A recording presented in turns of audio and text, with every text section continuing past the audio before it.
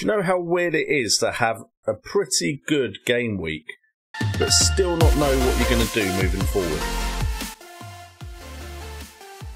Hello there, hope you're having a great Tuesday. What is up, guys, and welcome to the FPL Today Team Selection video for Game Week 25, Double Game Week 25, where we have two teams playing twice, and then of course there is all the fixture congestion that is about to take place from Game Week 26 onwards, with also a blank game week, so lots to talk about, lots of decisions to make. So if you want to stay up to date, make sure to hit that subscribe button, hit that notification bell for FPL, and also hit that like button if you want to support the channel and these videos. And also, apologies that it's a day later than usual, but I had to try and catch up with everything because it's going to be a very interesting next couple of game weeks, and I wanted to be as prepared as possible. So with that being said, let's get straight into it.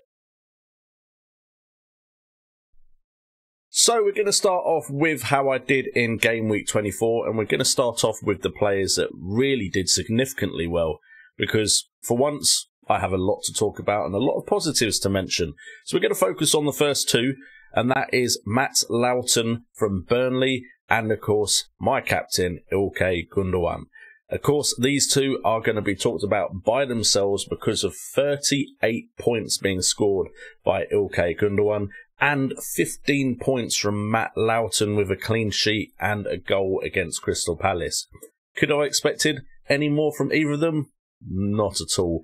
Over the moon with both of their performances, and although Ilkay could have a groin injury, which means he doesn't play in the Everton away fixture, even with that being the case, he has still pulled an absolute blinder for me in Game Week 24. And the underlying stats looked promising for both.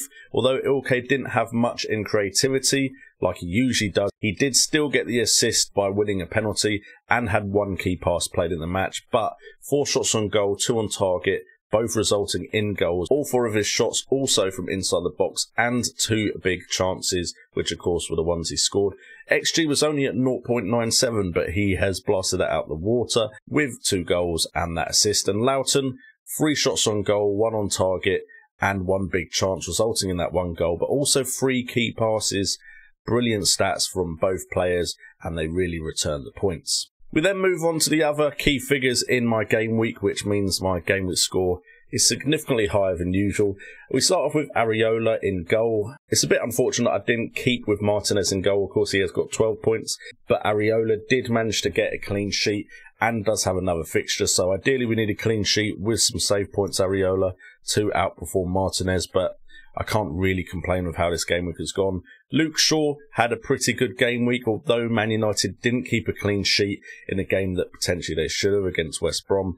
Shaw still keeps up his creativity, managing to get an assist. That assist came from 4 key passes, an expected assist only at 0.14, but Bruno Fernandes did brilliantly with a cross that came in from Luke Shaw to make sure Shaw got the assist. We have Cancelo and Stones, part of that Man City defence that seemed to be able to keep clean sheets against everybody.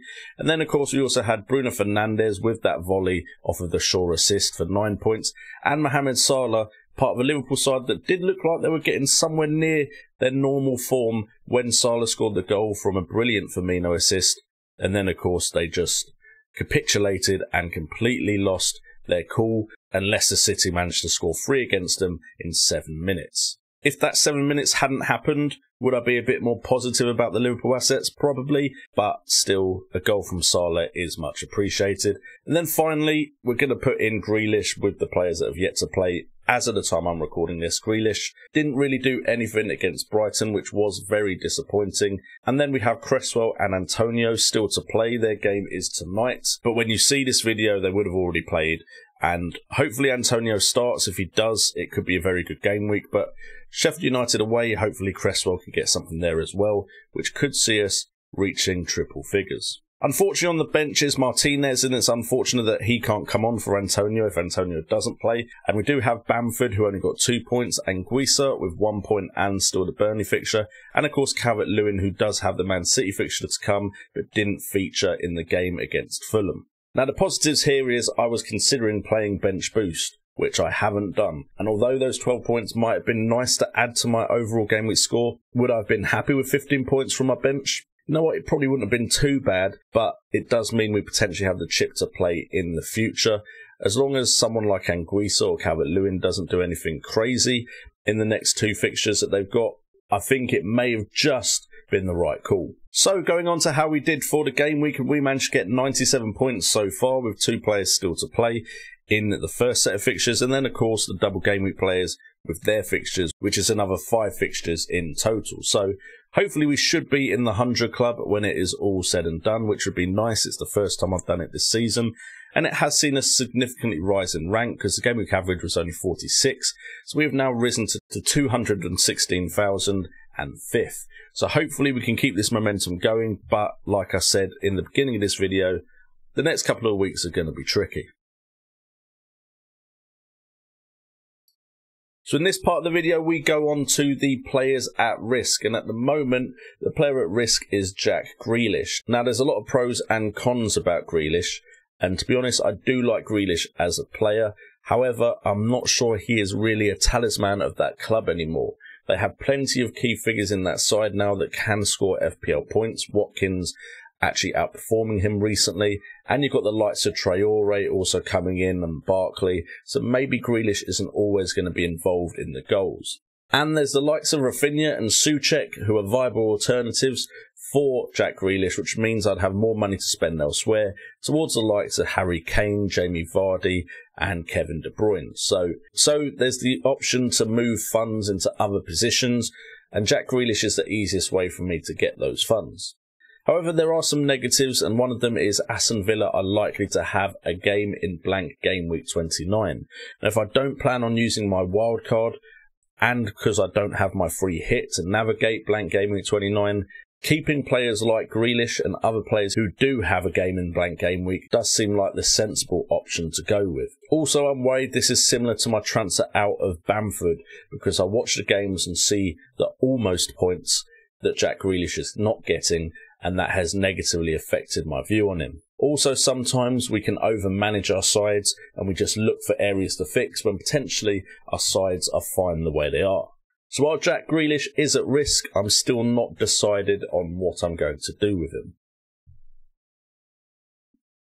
Now, before we move on to my Double Game Week 25 team selection, here's a quick word from partners of the channel, Fantasy Football Hub. All the data on FPL Today is taken from the Fantasy Football Hub, with tools such as player comparison to choose the best players out of 2 options, Opta-Stats tables to see who could be hitting form soon and who will be amongst the goals, and a fixture ticker so you know who has not just the form but also the fixtures to match, and so much more, like articles and coverage of other fantasy football games. Ask yourself why you haven't joined the Fantasy Football Hub. It's just £2 a month to unlock your FPL potential. Fantasy Football Hub have been a great partner to this channel this year, especially during a time when, of course, the pandemic has been going on, and a channel like me can use all the support that I can possibly get, especially in the months after Christmas when ad revenue isn't amazing. So thank you to Fantasy Football Hub for continuing to be a partner of this channel, and let's get on with the rest of this video. So, Game Week 25, Double Game Week 25, where Leeds and Southampton both have 2 fixtures apiece. Now, right now, to be honest, I'm not sure Southampton are necessarily a team I want to move towards. And with Leeds, they have just come off of a game against Arsenal where they didn't look amazing defensively, but they did still score 2 goals. So we start off with the goalkeepers and defenders, and we're actually going with all 5 of my defenders starting, which is also what I did in Game Week 24 and did seem to pay off for me. That's because the fixtures look pretty damn good for the defenders and goalkeeper. We have Areola with Sheffield United at home, hopeful of a clean sheet there, although Martinez is on the bench again, which is always a slight concern. We have Shaw, who is just creating chance after chance, so with Newcastle at home, he's definitely getting into the starting 11. We've got Loughton with his heroics in Game Week 24, even though he's not even finished yet. With West Brom at home, again, he's making the starting 11. We have Cresswell, who is a player that might not make the starting 11, but with Tottenham at home, West Ham do look like a side that potentially on their day could keep a clean sheet against anyone, but with it being a derby game, I expect goals in this one, so I'm kind of hoping for some sort of creativity from him to get an assist. And then with Cancelo and Stones, Arsenal away, Arsenal do look better, especially with the likes of Smith Rowe, Odegaard and Saka now behind the striker, but this is Man City right now, and I don't want to bet against them. So Cresswell is definitely the one at risk of not starting in this team. Moving on to the midfielders, and at the moment my captaincy armband is on Bruno Fernandes, although the double game week might make me go to someone else.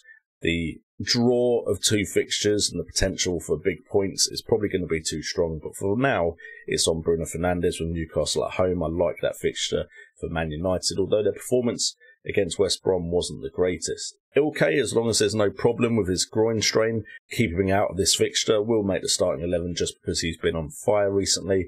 Jack Grealish, again, the player at risk, but if I don't transfer him out, he is also one of those players that maybe might not make the starting 11. And then we have Mohamed Salah, Everton at home. He's managed to get a goal in the last game, but again, Salah isn't someone I'm over the moon with right now, so he's also at risk of being transferred. But if I don't transfer him out, he will be in the starting 11. And then finally we have up front Patrick Bamford with Wolves away and Southampton at home. Now, he is someone that could be the captain for me in this game week.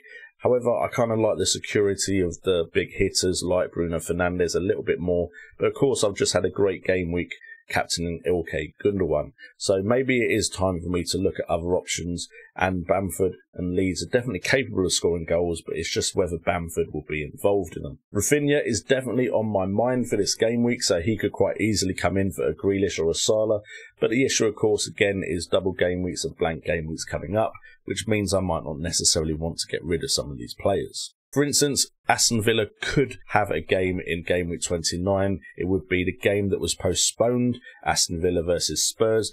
That would nicely fit into game week 29, and that is what most people believe will happen. So Grealish and Martinez are players I don't want to get rid of because they could be very vital for me if I don't plan on playing my wildcard. Also, the West Ham players have Arsenal in game week 29. The Fulham players have Leeds, which means the Leeds players like Bamford also have Fulham. And then we have Newcastle versus Brighton. So any player from those teams I don't really want to transfer out, which is slightly annoying and means I need to figure out what I'm doing before the game week 25 deadline, ideally. Because I was moving towards game week 26 thinking I'd wildcard in 25 to try and use bench boost in 26. But then I've still got game weeks 27 to 38 to navigate, suddenly without bench boost and without that wildcard. And I think playing the wildcard at the right time could be the most important thing for my season. And part of me wants to be able to get to game week 30 and use it then to just try and have the strongest finish to the season I can possibly have. Moving on to the bench, and we have Martinez with Leicester. That's the only reason he's not getting into the side is because it's Leicester, and I think potentially Leicester could get a goal against Villa.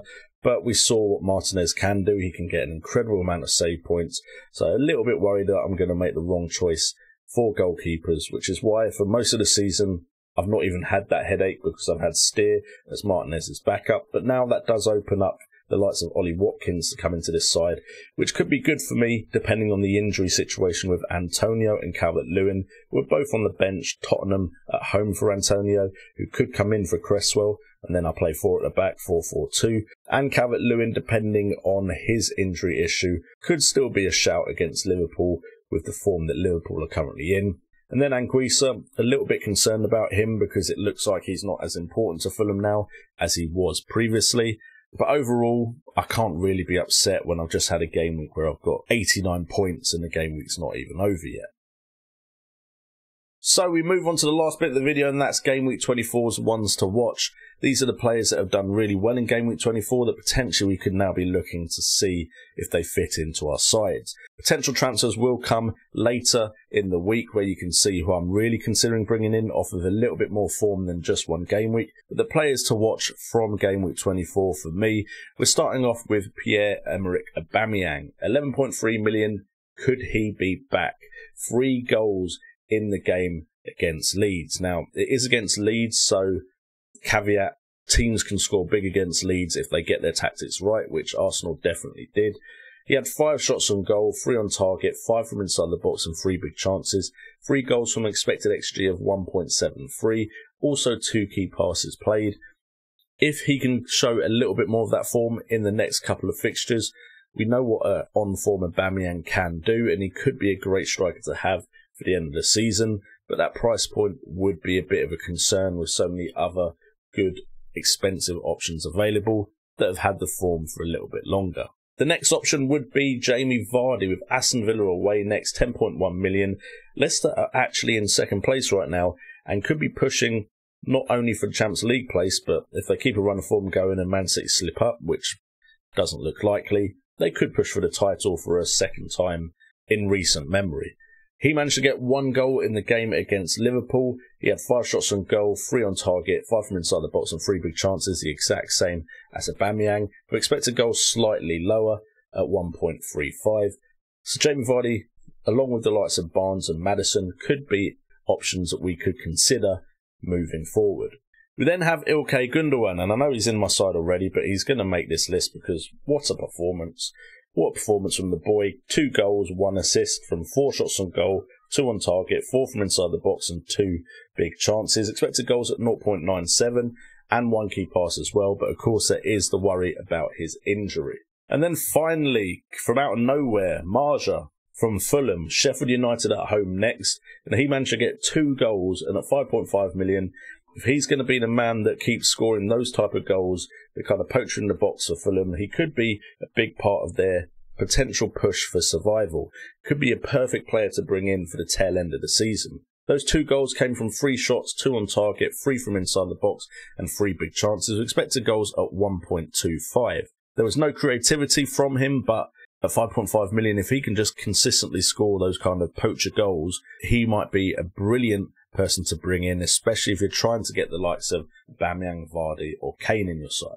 Anyway guys, that is it for this video, so thank you guys for tuning in. As always, if you want to help the channel out in any way, you know the things you need to do. You hit that like button, you hit that subscribe and you hit that notification bell for FPL, as well as checking out partners of the channel, Fantasy Football Hub. And also please do check out my Twitch. I plan on trying to stream twice a week.